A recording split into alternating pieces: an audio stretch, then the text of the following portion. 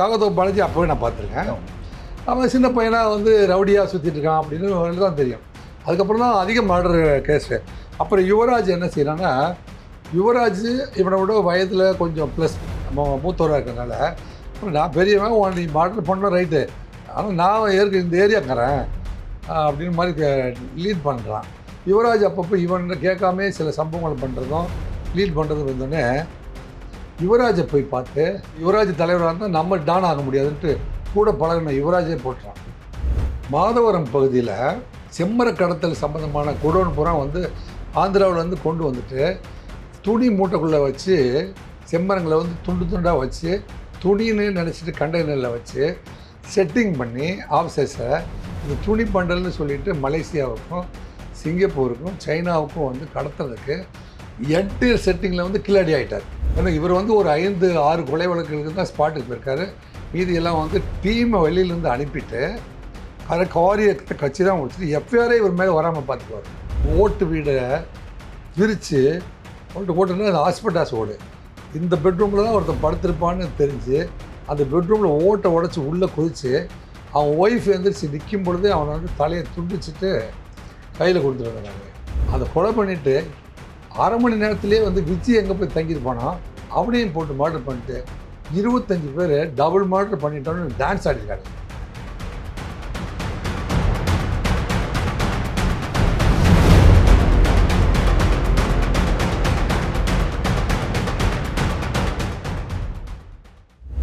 வணக்கம் சார். வணக்கம். காக்காத்தோப்பு பாலாஜி என்கவுண்டர் தான் இன்றைக்கி ஒரு ஹாட் டாப்பிக்காக இருக்குது. வந்து என்ன நடந்தது சார்? ஏன் என்கவுண்டர் பண்ண வேண்டியிருந்தது? காக்கத்தோப்பு பாலாஜி தமிழ்நாட்டில் இருக்கிற அத்தனை ரவுடிகளுக்குமே அறிமுகமான ஒரு நபர் அப்படின்னு சொன்னால், பங்குமார் பர்த்டே பெரிய கேக் வச்சு பட்டாக்கத்தியில் கேக் வெட்டினான் பார்த்தீங்களா, பினு, அவன் வந்து ஒரு 35 ரவுடிகளை வச்சு பெரிய கேக் வச்சு கிரீடம் வச்சு கேக் வெட்டினான அவரே இவருக்கு ஃப்ரெண்டு. தினகரன் வந்து தேர்தலில் 20 ரூபாய்க்கு டோக்கன் கொடுத்தாரு பார்த்தீங்களா, ஆர்கே நகர் தேர்தலில் 50 பேர் 100 பேரை வந்து தனக்குள்ளே வச்சுக்கிட்டு தேர்தலை நான் நடத்தி காட்டுறேன், இந்த 20 ரூபா நோட்டெல்லாம் என்கிட்ட கொடுங்க, சரியாக டிஸ்ட்ரிபியூட் பண்ணுறேன், என்னை மீறி யாருமே வர முடியாது, இந்த தேர்தலையும் நடத்தி காட்டுறேன்னு சொல்லி ஒரு இடத்துல உட்காந்துக்கிட்டு 50 ஆட்களை வச்சு அந்த தேர்தலே ஆப்ரேட் பண்ணி கொடுக்கறதுக்கு அப்போ வந்து ஜெயக்குமார் அப்படின்னு ஒரு டெப்டி கமிஷனர் வந்து அவரை அரெஸ்ட் பண்ணி கொண்டு போயிடுறாருங்களேன்.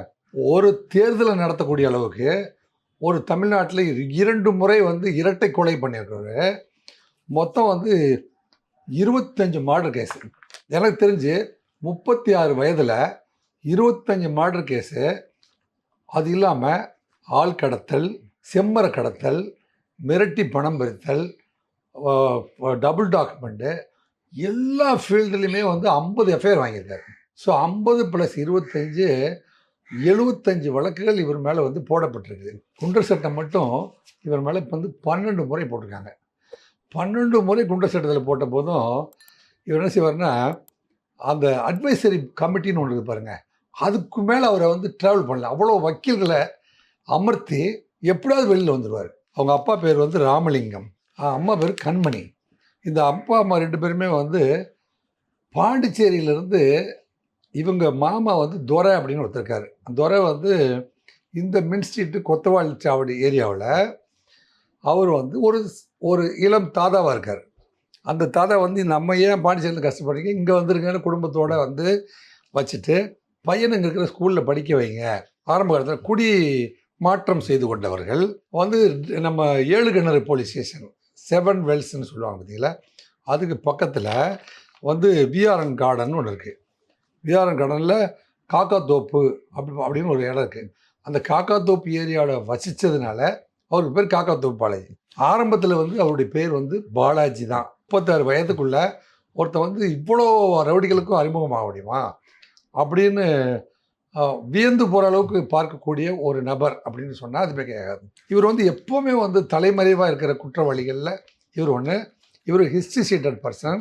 ஒரு ஏ+னால் வந்து 3 கொலைகளுக்கு மேலே செஞ்சுக்கிட்டு அந்த தன்னை வந்து எல்லா கேஸ்லேயுமே வந்து அவர் வந்து சாட்சிகளை மிரட்டிட்டு தன்னை நிரபராதி என்று சொல்லிக்கொண்டு மறுபடியும் வந்து ட்ரஸ்ட் வச்சு நடத்துறது, ஏழை குழந்தைகளுக்கு புத்தகம் கொடுக்குற மாதிரி அந்த ஏரியாவுக்கு விஐபியாக வந்து மறுபடியும் எம்எல்ஏ எலெக்ஷனில் கண்டஸ்ட் பண்ணுறது. சரி, இந்த மாதிரி வந்து பணம் வந்து கோடி கோடியாக இவர் எப்படி வந்து பணக்காரர், மிகப்பெரிய கோடீஸ்வரனார், 36 வயசுலேயே வந்து மிகப்பெரிய கோடீஸ்வரனாகிறார். மாதவரம் பகுதியில் செம்மர கடத்தல் சம்மந்தமான குடோன் பூரா வந்து ஆந்திராவிலேருந்து கொண்டு வந்துட்டு துணி மூட்டைக்குள்ளே வச்சு செம்மரங்களை வந்து துண்டு துண்டாக வச்சு துணின்னு நினச்சிட்டு கண்டெய்னரில் வச்சு செட்டிங் பண்ணி ஆஃபீஸர்ஸை இது துணி பண்டல்னு சொல்லிட்டு மலேசியாவுக்கும் சிங்கப்பூருக்கும் சைனாவுக்கும் வந்து கடத்துறதுக்கு என்டையர் செட்டிங்கில் வந்து கில்லாடி ஆகிட்டார். இதெல்லாம் எங்கே போய் பாடம் படித்தார் அப்படின்னா, புழல் ஜெயிலில் போய் அங்கே புழல் ஜெயிலில் வந்து பர்மாக்காரவங்க வந்து ஜெயிலுக்கு போகிறாங்க பார்த்தீங்களா, அவங்களுடைய தொடர்பு.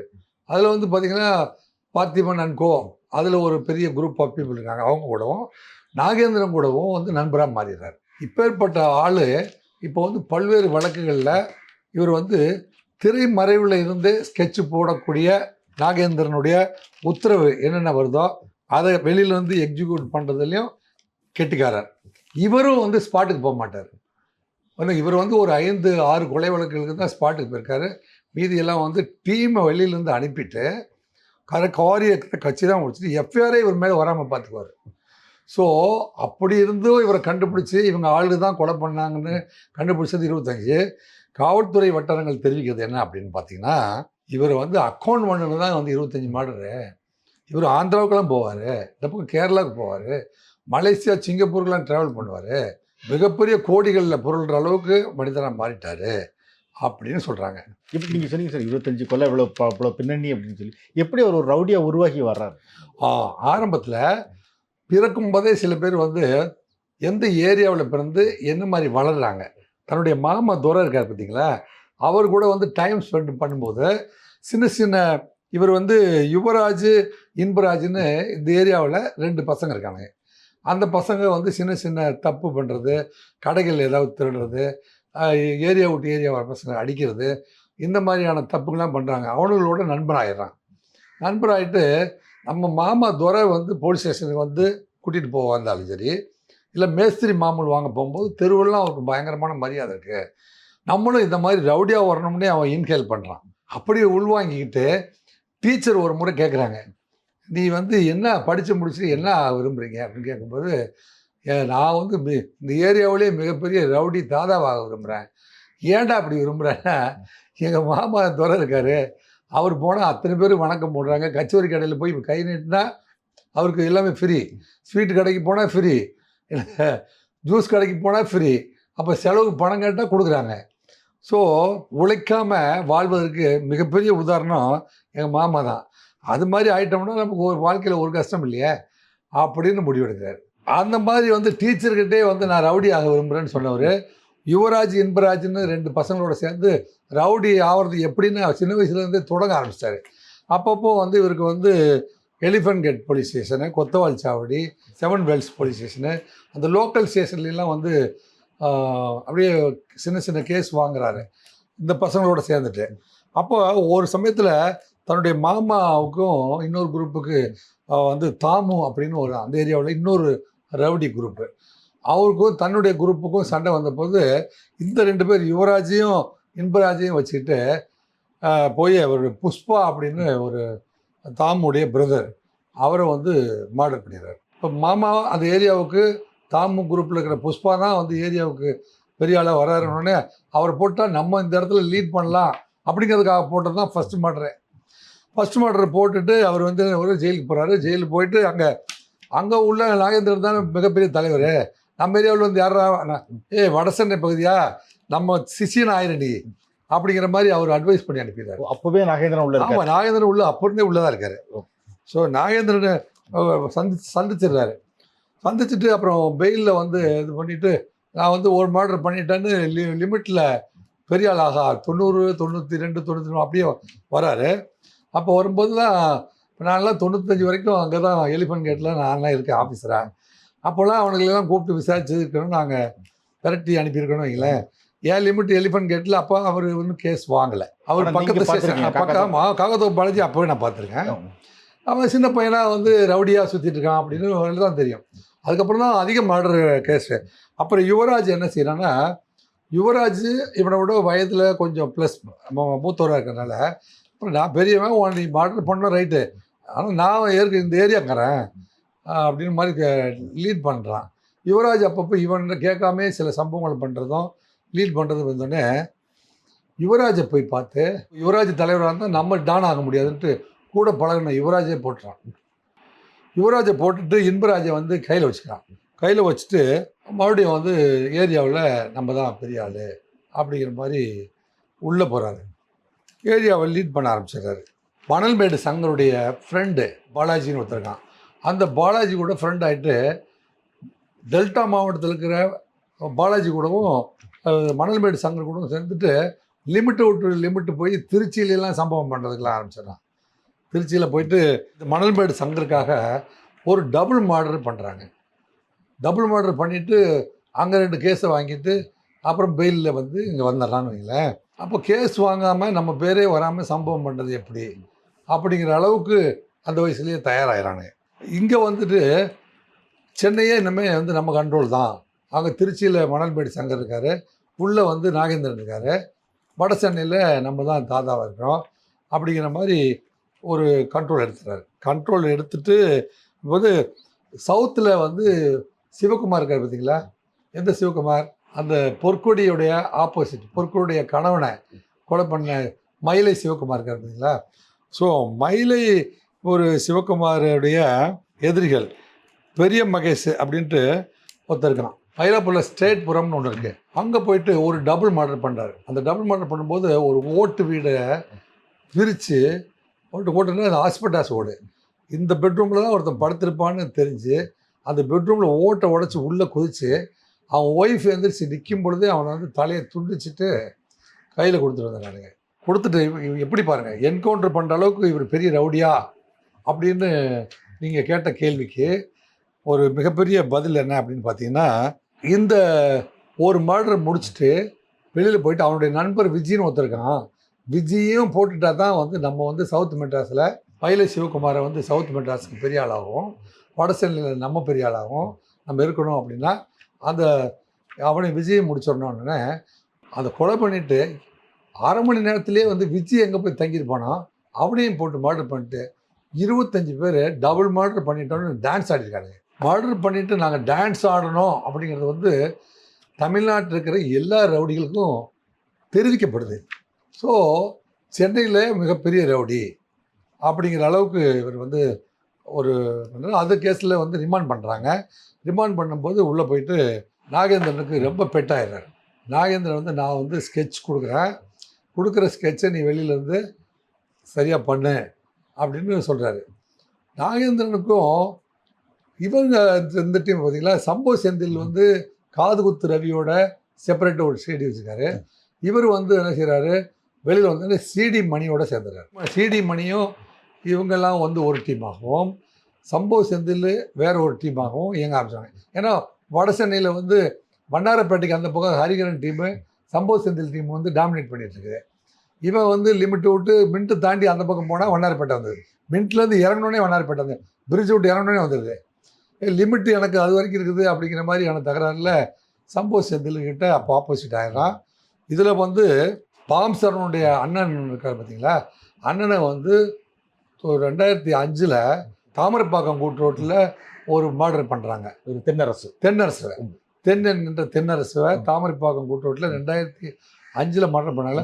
அந்த மர்டர்லேயும் இருக்கிறார். காக்காத்தோப்பு பாலாஜி அந்த மாடலில் இருக்கிறாரு. இந்த மாடலில் இருந்தால் அப்போ என்ன அர்த்தம், இவர் வந்து நாகேந்திரன் டீமுக்காக மர்டர் பண்ணுற ஆளாக இருக்கிறாரு அப்படிங்கிறது உங்களுக்கு. காக்காத்தோப்பு பாலாஜிக்கும் இதுக்கும் அதுக்கும் என்ன முடிச்சு ஜனங்க வந்து என்ன ஒன்றுமே தெரியாமல் இவர் நாகேந்திரனோட டீமில் இருந்தால், நாகேந்திரன் வந்து இவன் ரைட் விங்கு, அவன் லெஃப்ட் விங்காக இருக்கான். சம்போ செந்திலுக்கு வந்து நாகேந்திரன் வேற ஒரு ஃப்ரெண்டு, வேறு வகையில் அவன் வந்து அதுக்கு வடக்கு இருக்கிற ஏரியாவில் பண்ணுறதுல அவன் சக்ஸஸ்ஃபுல். ஆனால் எனக்கு இவனையும் சேடி மணி ஆகாது அப்படின்னு காது குத்துவோம் தனி டீமாகவும், காது குத்து சம்பவ செந்தில் தனி டீமாகவும், சிடி மணியும் காக்காத்தோப்பு பாலாஜியும், சிடி மணி வந்து சவுத் சென்னையை நீ வச்சுக்க, வட சென்னைக்கு நான் இருந்துக்கிறேன் அப்படின்னு சொல்லி 2 பேரும் அக்ரிமெண்ட் போட்டுருக்காங்க.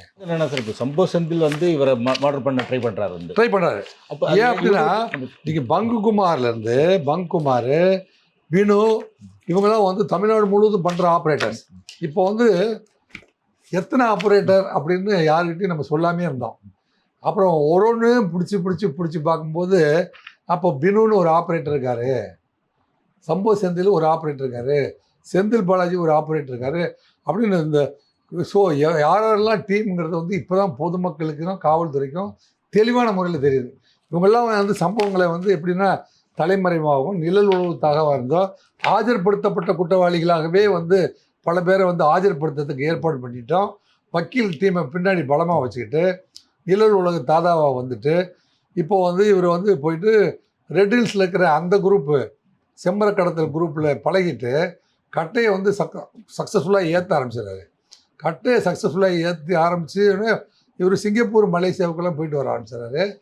சைனா வரைக்கும் நட்பு தொடர்ந்தது, இந்த பக்கம் ஆந்திரா வரைக்கும் தொடருது.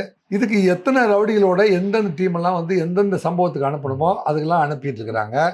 இந்த சமயத்தில் தான் இவர் வந்து கொரோனா சமயத்தில் 2020 மார்ச் மாதத்தில் இவர் ஒரு வழக்கு ஒன்றுக்காக வந்து சிடி மணியும் இவரும் வந்து ஒரு கருப்பு கலர் காரில் தேனாம்பேட்டை சிக்னல் பக்கத்தில் வரும் பொழுது சம்பவ செந்திலும் காக்காத்தோப்பும் வந்து என்ன செய்யறாங்க, காது குத்துவும் சேர்ந்து என்ன செய்கிறாங்க, ஸ்ட்ரெயிட்டாகவே எப்படியாவது இவனை முடிக்கலைன்னா நம்ம வடசனையை கைப்பற்ற முடியாது இல்லைங்க. இவனை முடிச்சுட்டா வந்து நம்ம வந்து நாகேந்திரனை காம்ப்ரமைஸ் பண்ணிவிட்டு அஸ்வத்தாமனை காம்ப்ரமைஸ் பண்ணிவிட்டு நம்ம ஒரு டீமாக இயங்கலாம், நடுவில் இவன் வேறு ஒரு டீம் இருக்கக்கூடாதுன்னு அவன் நினைக்கிறான். அப்போ பார்த்துக்குங்க, வடசென்னையை யார் வச்சுக்கிறது அப்படிங்கிறத வந்து நிலவு உலகத்தில் எவ்வளோ பெரிய போட்டி இருக்குது அப்படிங்கிறத வந்து இந்த சம்பவங்கள்லாம் வந்து ஒன்றொன்னா ஜனங்களுக்கு புரிய வைக்கிது. ஸோ அவர் வந்து எப்போ மவுண்ட் ரோட்டில் வரப்போகிறானே, அவன் கோர்ட்டுக்கு வேலூர்லேருந்து வர்றான், வெளியூர்லேருந்து காரில் வர்றான் அப்படின்னு தெரிஞ்சிருந்தோம். வெடிகுண்டு எதுக்கு வீசப்படுது அப்படின்னா, வெடிகுண்டு வீசணுன்னே வந்து நம்மளை யாரோ அட்டாக் பண்ணுறாங்கன்னு இறங்கி வந்துட்டால் துப்பாக்கியாலேயோ அல்லது கத்தியாலேயோ வெட்டி அவங்க கொண்டு வருவாங்க. இப்போ என்ன செய்கிறானுங்க, வெடிகுண்டு தன் காரில் வீசப்பட்ட போதிலும் நிற்காமல் வந்து ஜெம்லி ஃப்ளைஓவரில் ஏறாமல் லெஃப்ட்டில் வந்து இவங்க மவுண்ட் ரோட்லேயே விரட்ட பார்த்துருக்காங்க. அவங்க வந்து டக்குன்னு லெஃப்ட்டில் கட் பண்ணி ஜிஎன் சோட்டு வழியாக அடுத்தடுத்த ரவுண்ட் வந்து எஸ்கேப் ஆகிட்டானுங்க. சம்பவ செந்தில் வந்து ஸ்ட்ரெயிட்டாகவே சம்பவ செந்திலும் காது குத்தும் சேர்ந்து இவனை மர்டர் பண்ணியிருக்க ஒரு சூழ்நிலையில் இவங்க 2 பேரும் எஸ்கேப் ஆகிடுறாங்க. அப்புறம் வந்து நம்ம படப்பை பகுதியில் வந்து சிடி பண்ணி ஆப்ரேட் பண்ணும்போது அவரை வந்து வெஸ்ட் போலீஸ் வந்து அவரை ஒரு இடத்துல பிடிக்கிறாங்க. பிடிக்கும்போது அவர் வந்து பாலத்திலேருந்து குதிச்சு கால் ஒடிஞ்சு அவர் கொஞ்ச நாளைக்கு முன்னாடி சிறையில் வைக்கப்படுறாரு. இப்போ இவரை தேடிட்டு இருக்காங்க. இவருக்கு என்ன, இவர் வந்து போலீஸ் வழியாக ஆபத்தா தனியார் வழி ஆபத்தா, இவர் மர்டர் பண்ணி 25 கேஸில் எத்தனை எதிரிகளை வாங்கியிருக்காரோ அந்த எதிரிகள் எல்லாம் வந்து இப்போது வந்து அவங்க அம்மா கண்மணி கொடுக்குற ஸ்டேட்மெண்ட் பார்த்தீங்கன்னா, பாலாஜியோடைய ஃப்ரெண்டை 5 பேர்த்த வந்து அவன் கொண்டுட்டான். யார், சம்பவ சேத்தில் கொண்டுட்டான். யார், தாடி சுரேஷ், பொக்க ரவி, இவனெல்லாம் வந்து யார், காக்காத்தோப்பியோடைய ரைட்டு வலதுகரம் இடதுகரம் 5 பேர்த்த சம்பவ செந்தில் கொலை பண்ணியிருக்கான். ஆனால் போலீஸ் வந்து சம்பவ செந்திலுக்கு சப்போர்ட் பண்ணுது அப்படின்னு வந்து கண்மணி வந்து பேட்டி கொடுக்குறாங்க. அப்போ சம்பவ செந்தில் வந்து காக்காத்தோப்பு பாலாஜியுடைய 5 நபர்களை கொலை செய்திருக்கிறார்கள் அப்படின்னு பகிரங்கமாக அந்த அம்மா வந்து இன்றைக்கி பேட்டி கொடுக்குறாங்க. ஸோ அப்போ 5 மர்டர் கேஸும் எங்கெங்கே இருக்குதோ அத்தனையும் வந்து சம்பவ செந்தில் வந்து ஏற்கனவே அவருக்கு மேலே வந்து நம்ம வந்து ஒரு 6 வழக்குகள் இருக்குது. ஒரு வழக்கறிஞரை துப்பாக்கியால் சுட்டு கொண்டு இருக்காரு, அந்த வழக்கு இருக்குது. நிழல் உலகத்தாதாவாக இருக்கார்.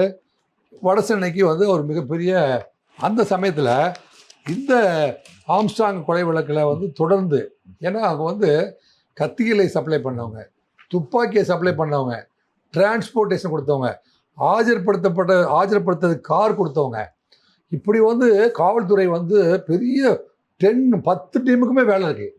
அருண் அவர்களை வந்து இந்த தமிழக முதல்வர் சரியான நேரத்தில் அருண் போன்ற ஒரு நுண்ணறிவு மிக்க லோக்கல் பாஷை தெரிஞ்ச தமிழ், இது என்ன ஒரு பெரிய படிப்பினைனா, சென்னை மாநகர காவல்துறைக்கு எப்போதுமே தமிழனை தான் வந்து கமிஷனராக போடணும், அவனுக்கு தான் வந்து நூக்கன் கார்னர் புரியும், அவன் தான் வந்து ரூட் எடுக்க முடியும். இப்போ இவ்வளோ விஷயமும் நடந்திருக்குது. இதுக்கு முன்னாடி இருந்த கமிஷனர் ராத்தோடு அவர்களுக்கு ஏன்னா இன்டெலிஜென்ஸ்லேருந்து யாருமே இது சம்மந்தமாக அப்டேட்டே பண்ணலன்னு சொல்லிடுறாரு. இன்றைக்கி தினமலர் பேப்பரில் பார்த்தீங்கன்னா 850 கருப்பாடுகளை கண்டுபிடிச்சார் அருண். 850 சென்னைக்குள்ளேயே. ஆமாம், இது தமிழ்நாடு முழுவதும். அருண் வந்த உடனே இப்போ இவர் திரு மு.க. ஸ்டாலின் அவர்களுடைய கடந்த பாருங்க எத்தனை வருஷமா 2.5 வருஷமா நம்பிட்டு இருக்காரு. ஆட்சிக்கு வந்துட்டு எல்லா அதிகாரியும் நல்லவர், யாரையும் டிரான்ஸ்ஃபர் பண்ணுவாங்க, ரொம்ப மிதமாக காந்தியவாதி மாதிரி உட்காந்துட்டு இருந்தார். அப்போ இன்டெலிஜென்ஸுக்காரங்களும் வந்து அவர் தான் நம்மளை ஒன்றும் கேட்கறது இல்லையா, நம்ம ஏன் அப்டேட் பண்ணணும் அப்படின்னு ஒரு மிகப்பெரிய கேர்லெஸ்ஸாக இருந்தாங்க. அப்படிங்கிற நிகழ்வு ஜனங்க எல்லாருக்குமே இவ்வளோ தூரம் பண்ணியிருக்கானுங்களே, இவன் மேலே வந்து 75 கேஸ் இருக்குது, இவனை மவுண்ட் ரோட்லேயே ஓட வச்சு பண்ணியிருக்காங்களே, இப்போ இவ்வளவும் தெரிஞ்சுட்டு போலீஸ் சும்மா தான் இருந்ததா? இல்லைங்க, இன்றைக்கி பிடிச்சி ஒரு ஆம்ஸ்டாங் மர்டர் கேஸ் வந்ததுக்கப்புறம் தானே இந்த என்கவுண்டர்லாம் பண்ணிட்டாங்க. இவ்வளோ நாள் என்ன பண்ணிட்டு இருந்தாங்க அப்படின்லாம் வந்து ஊடகவியலாளரும் பொதுமக்களும் நம்மளை கேள்வி கேட்டு துளைக்கிறாங்க. இருந்தாலும் இது never better but not late சொல்லுவாங்க. அதனால் லேட்டாக வந்தாலும் லேட்டஸ்ட்டாக வந்த மாதிரி அருண் அவர்களையும் டேவிட்சன் தேவாசீர்வாதம் அவர்களையும் வந்து தமிழ்நாட்டில் ஃப்ரீ ஹேண்டு கொடுத்து முதலமைச்சர் வந்து கொஞ்சம் இதெல்லாம் வந்து கண்டிப்பாக குறைங்க, சரி சைலேந்திர பாபு இருக்கும்போது கண்டிப்பாக குறைங்கன்னு சொல்லலையா அப்படின்னா ஆப்ரேஷன் 20 அப்படின்னு போடுறாங்க.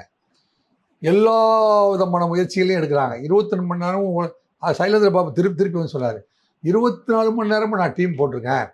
சைலேந்திர பாபுடைய பீரியடில் தான் பார்த்தீங்கன்னா நார்காட்டிக் இன்டெலிஜென்ஸ் பியூரோவும் புரோகிபிஷன் என்ஃபோர்ஸ்மெண்ட் விங்கையும் மெர்ஜ் பண்ணி நீங்களும் போதைப் பொருட்களை பிடிங்க, நீங்களும் போதைப் பொருட்களை பிடிங்க, எங்கே கிடச்சாலும் பிடிங்கன்னு தமிழக வரலாற்றிலேயே முக்கியமான விஷயம்லாம் பண்ணி பார்க்குறாங்க. பிடிச்சி அவங்க வந்து எராடிகேட் பண்ண முடியல. இதை பற்றிய வந்து தீவிர ஆராய்ச்சியை இப்போ போட்ட அதிகாரிகளுக்கு அப்புறம் தான் இந்த தீவிர ஆராய்ச்சி நடந்தது. இன்றைக்கி தான் வந்து கருப்பாடுகள் வந்து 850 பேர் போதை கழகத்திற்கு கும்பலுக்கும் உடந்தையாக இருந்தார்கள்னு தமிழக உளவுத்துறை கணக்கெடுப்பில் பகீர்ன ஒரு சம்பவம் தகவல் கிடைச்சிருக்கு. அப்போ தமிழக உளவுத்துறைக்கு போன வருஷமெல்லாம் வந்து முதல்வர் உத்தரவே கொடுக்கலையா? முதல்வர் வந்து ஆட்சிக்கு வந்ததுலேருந்து கலெக்டர்கள் மாநாடு, டிஜிபி மாநாடு எல்லாமே போட்டாங்க. எல்லா இன்ஸ்ட்ரக்ஷனும் கொடுத்து தான் இருந்தாங்க. அதாவது இதனால் இவன் முடிக்கும் என்று ஆய்ந்து அதனை அவன் கண் விடல். அருண் வந்து என்ன சொல்கிறாரு, ரவுடிகளுக்கு எந்த மொழி புரியுமோ அந்த மொழியில் பேசப்படும், கருப்பாடுகள் களை எடுப்பு செய்யப்படும். முதல்வர் எந்த நோக்கத்துக்கு என்னை வந்து பணியில் அமர்த்தினாரோ அந்த பணி கண்டிப்பாக நிறைவேற்றப்படும். அடிஷனலாக அவருடைய உறுதிமொழி என்னென்னா தமிழ்நாட்டு அரசுக்கு நற்பெயரை பெற்றுத்தர முடியும். இந்த 4 வார்த்தைகளை வந்து உறுதியளித்ததுக்கு மாதிரி சொல்வதை செய்வோம், செய்வதை சொல்வோம் அப்படின்னு காவல்துறை செய்யுது. இன்றைக்கி வந்து தென்னிந்தியா முழுவதுமே யார் அந்த அருண் அப்படின்னு பேசுகிற அளவுக்கு அருணுடைய செயல்பாடுகள் தமிழ்நாட்டினுடைய வரலாற்றில் 850 கருப்பாடுகள் இருந்ததுங்கிறத வந்து பகிரங்கமாக வந்து எவ்வளவு பிரயோசனப்பட்டிருந்தா இதை கண்டுபிடிச்சிருக்க முடியும். இந்த 850 பேரை கடலில் தூக்கி போட்டலாமா, இல்லை டிரான்ஸ்ஃபர் பண்ணலாமா, இல்லை வந்து அந்த டிபார்ட்மெண்ட்லேயே வந்து எந்த வேலையும் இல்லாமல் ஒரு ஓரமாக அந்த ஃபைலெல்லாம் எடுத்து வைக்கிறாங்க பார்த்தீங்களா, அந்த மாதிரி வேலைக்கு மட்டும் இவர்களெல்லாம் பயன்படுத்த போகிறாங்களா அப்படின்னு அந்த 850 பேர் கிளி பிடிச்சி போய் நிற்கிறான். சம்பவ செந்தில் காக்கத்தோப்பு பாலாஜியும் சிடி மணியும் துரத்திட்டுருக்காங்க 1, சம்பவ செந்தில் பாம் சரவணன் துரத்திட்டுருக்காங்க 2, சம்பவ செந்தில் ஒட்டக்கன் ஜெயபால துரத்திட்டு இப்போ 3, சம்பவ செந்தில் 10 டீம் துரத்திட்டு இருக்குது 4. ஸோ சம்பவ செந்தில் எத்தனை டீம்ங்கிறது 10 போலீஸ் டீம், 10 போலீஸ் டீமு. சம்பவ செந்தில் பிடிப்பேன் என்று உறுதியளித்திருக்கிறார் அருண் ஐபிஎஸ். போன வாரம் பார்த்தீங்கன்னா சம்பவ செந்தில் விரைவில் கைது செய்யப்படுவார் அப்படின்னு சொல்லியிருக்காரு. அதுக்கப்புறம் அன்னைக்கு பேட்டி கொடுத்ததுக்கப்புறம் 50 நாட்களுக்கு அப்புறம் அவர் இன்றைக்கி தான் பேட்டி கொடுப்போம், 2 நாளைக்கு முன்னாடி தான் பேட்டி கொடுத்தாரு. பேட்டி கொடுக்கும்போது சம்பவ செந்தில் இந்த நாட்டில் நம்ம வந்து சூசகமாக நம்ம சொல்லக்கூடாது தெரிஞ்சதுனால சொல்லக்கூடாதுன்னு இந்த 10 பிளேயர் இருக்காங்க பார்த்தீங்களா, 10 பிளேயரும் ஸ்ட்ராங் பிளேயர், அவங்களுக்கு 2 பேர் குட்டி பிளேயர்.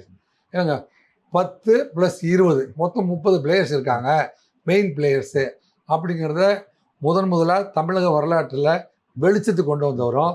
இந்த 10 பேரை வந்து குண்டர் சட்டத்தில் போட்டு அவனெல்லாம் வந்து ஈஸியாக பெயிலில் போக விடாமல் கடைசி நேரத்தில் கூடிய விரைவில் அதுக்கு வந்து சார்ஜ் ஷீட் போடுறேன்னு சொல்லிட்டாங்க. இந்த என்கவுண்டர் பற்றி வந்து இன்னைக்கு நியூஸ் பேப்பர்களில் 2 விதமான தகவல் வருது. ஒன்று வந்து போலீஸ் சோதனையில் இருக்கும்போது ஒரு காரில் இவர் போனதாகவும், இவருன்னு கண்டுபிடிச்சி துரத்தும் போது அவர் சுட்டதாகவும், எதிர்த்தா சுட்டா இது இன்று, அதாவது அக்கார்டிங் டு போலீஸ்